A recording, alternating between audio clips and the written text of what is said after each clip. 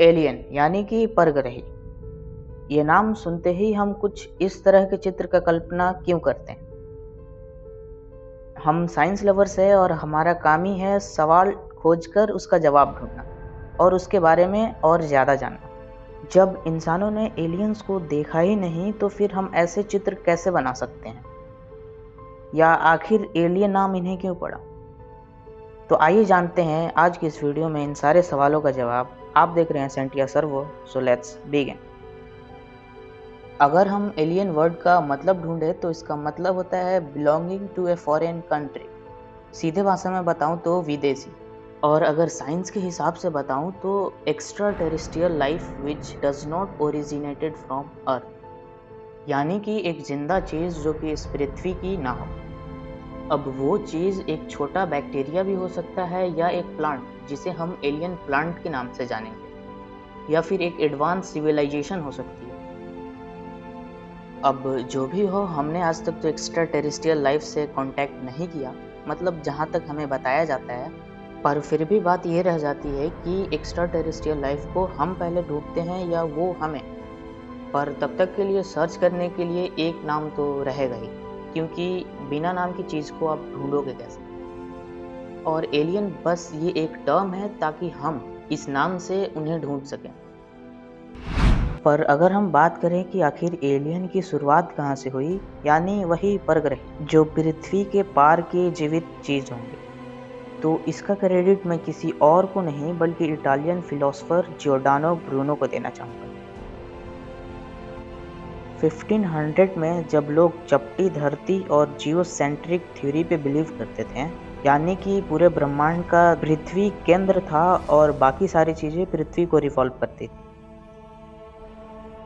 लेकिन Nicholas Copernicus ने लोगों को गलत बताते हुए यह बताया कि सूरज ब्रह्मांड का केंद्र है और धरती जैसे बाकी सारी चीजें सूरज को रिवॉल्व करती हैं, जिसे आज हम हेलियोसेंट्रिक थ्योरी के नाम से जानते हैं। पर यह बात सुनते ही लोग डर गए और कोपरनिकस को उनके मरते दम तक जेल में बंद कर दिया गया। तभी जियोर्डानो ब्रूनो कोपरनिकस की इस थ्योरी को सच बताते हुए यह कहा कि सिर्फ सूरज ही ब्रह्मांड का केंद्र नहीं बल्कि आसमान में दिखने वाले सारे तारे सूरज जैसे हैं और उनकी अपनी पृथ्वियां हैं, जहाँ पे ठीक इसी पृथ्वी जैसे जीवन भी है। पर लोग इस बात से बहुत नाराज हो गए और ब्रूनो को धर्म विरोधी बताते हुए इटली से बहिष्कार कर दिया गया। पर वो कहाँ रुकने वाले थे। ब्रूनो एक शहर से दूसरे शहर जाते रहे और अपने विचार को लोगों के साथ बांटते रहे। वो कहते थे कि ईश्वर अनंत है और इस अनंत ब्रह्मांड का रचना किया है, जहाँ अनंत पृथ्वियां हैं और वहाँ जीवन। पर हर जगह से उन्हें निकाल दिया जाता और बहिष्कार कर दिया जाता, और जब वो वापस इटली आए तब उन्हें जेल में बंद कर दिया गया। कुछ 8 साल जेल में रहने के बाद उन्हें एक मौका भी मिला कि वो अपने इस विचार को छोड़ दें और जो बाकी लोग मानते हैं उसे मानें, नहीं तो उन्हें कड़ी से कड़ी सजा मिलेगी। पर उन्होंने क्या माना? खैर, आप ये देख लें।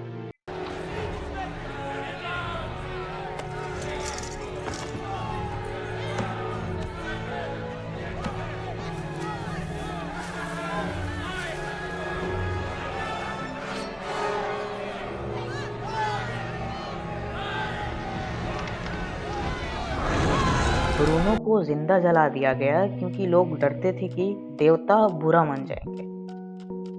खैर, सिर्फ इतना ही नहीं बल्कि गैलीलियो गैलीली ने जब टेलीस्कोप बना के पृथ्वी के पार झांका और जब लोगों से बताया कि पृथ्वी चपटी नहीं बल्कि गोल है, तब लोग गैलीलियो को धर्म विरोधी बताते हुए उन्हें हाउस अरेस्ट कर दिया गया जब तक कि वो मर ना गए।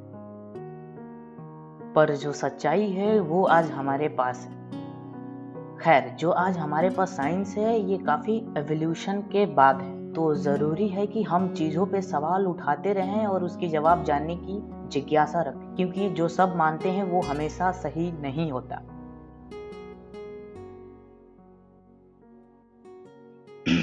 आउट ऑफ द टॉपिक चले गए ना, पर खैर ये चीज़ें जाननी ज़रूरी थी। हाँ, तो मैं कह रहा था कि जियोर्डानो ब्रूनो वो पहले इंसान थे जिन्होंने पृथ्वी के पार भी जीवन का कल्पना किया था, यानी कि परग्रही। अब आते हैं हम वापस से अपने एलियन वाले कॉन्सेप्ट पे, यानी कि आखिर एलियन नाम और ये वाला इमेज हमारे दिमाग में कैसे बैठाया गया या फिर बैठ गया, जो भी हो। तो इन सब का शुरुआत होता है 1800 के करीब, जब एक काफ़ी फेमस ऑथर H.G. वेल्स काफ़ी सारे साइंस फिक्शन बुक्स लिखते हैं। और तभी 1893 में H.G. वेल्स एक बुक लिखते हैं man of the year million, जिसमें की बात होता है भविष्य के इंसानों के बारे में। इंसान का कलर ग्रे है और उनका बड़ा सर है, ओवल शेप में उनकी बड़ी और काली आंखें हैं और मुंह छोटा है, जैसे कि हम आज के एलियंस को इमेजिन करते हैं। और फिर 1933 में इस लाइन से इंस्पायर होके एक स्वीडिश ऑथर गस्टॉफ सैडग्रीन ने एक बुक लिखा जिसका नाम है डेन ओसंदा फरान, यानी कि द अननोन डेंजर।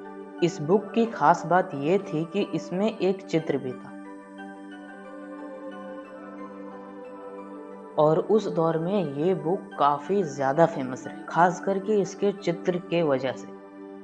तभी लोगों के सामने एक काफ़ी इंटरेस्टिंग स्टोरी आई।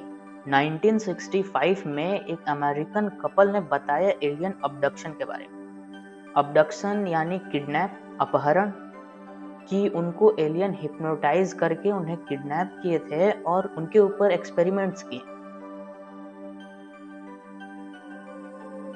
अब इस बात में कितनी सच्चाई है ये तो हम एक डिटेल्ड वीडियो में बात करेंगे, पर इसके बाद से एलियन की टॉपिक काफ़ी चर्चा में रही। और तभी 1980 में रोसवेल में आके कुछ क्रैश हो गया।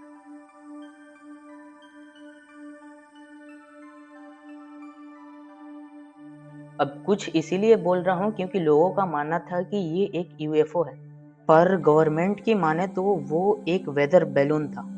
अब खैर जो भी हो, पर यह घटना काफ़ी चर्चे में रही। एक इलस्ट्रेटर डेविड बेकर ने जब पूछताछ किया तब उन कपल्स ने एक चित्र बनाया जो कि कुछ इस तरह था, और उन्हीं पॉइंट्स पे डेविड बेकर ने भी चित्र बनाया जो कि कुछ इस तरह था। अब धीरे धीरे लोगों की दिलचस्पी एलियंस में बढ़ने लगी और साथ ही साथ स्पेस एक्सप्लोरेशन भी काफ़ी तेजी से तरक्की कर रहा था।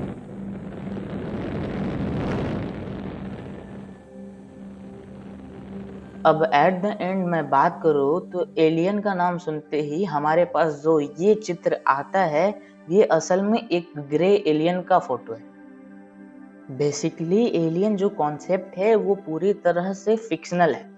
अब इसका मतलब ये नहीं कि मैं ये कह रहा हूँ कि एलियंस नहीं होते हैं, बल्कि हम इंसान आज तक किसी एलियंस को देखे ही नहीं, तो हमारे पास जो भी चित्र है एलियंस की वो सारी की सारी काल्पनिक है, जो कि साइंटिफिकली कई सारे पॉइंट्स के ऊपर बनाई जाती है। जैसे कि अगर हम बात करें ग्रे एलियंस की, तो ये कुछ इंसानों जैसे ही दिखते हैं। अब हम किसी अगर एक्स्ट्रा टेरेस्ट्रियल से कांटेक्ट बनाते हैं तो इस बात की ज़्यादा पॉसिबिलिटी है कि वो हमसे टेक्नोलॉजी में ज़्यादा आगे होंगे, जिसका मतलब ये होता है कि उनकी सभ्यता हम इंसानों की सभ्यता से ज़्यादा पुरानी होगी।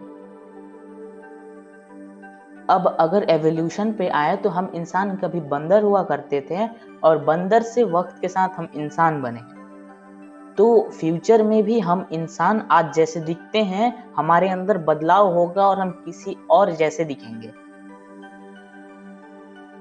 और इन्हीं पॉइंट्स को ध्यान में रखते हुए ग्रे एलियंस को भी बनाया गया है कि आखिर वहाँ का एनवायरनमेंट कैसा होगा, उनकी सभ्यता कितनी पुरानी होगी, और अगर वहाँ पे लाइफ इंसानों जैसी ही होगी, मतलब कि 2 पैर 2 हाथ होंगे, तो उनमें क्या क्या बदलाव आएगा और वो कैसे दिखेंगे। और इन सारे पॉइंट्स को ध्यान में रखते हुए ग्रे एलियंस को बनाया गया है। और इसी तरह कई सारे एनवायरनमेंट में कैसे कैसे लाइफ की पॉसिबिलिटीज हो सकती है, कई सारे एलियंस के काल्पनिक तस्वीरें बनाई गई हैं। तो कुल मिला जुला के बात यह है कि हमने आज तक एलियन से कभी मिला नहीं, पर इसका मतलब हम नकार भी नहीं सकते कि एलियन नहीं होता है। और एलियन की बात ही कर रहे हैं तो वो एक बैक्टीरिया भी हो सकता है। तो आज के लिए बस इतना ही। आई होप आपको काफ़ी सारी चीज़ें एलियंस के बारे में जानने को मिली होंगी। तो फिर से मुलाकात होगी एक नई स्टोरी में, एक नए कल्पनाओं के साथ, एक नई शुरुआत से। Till then stay curious, bye.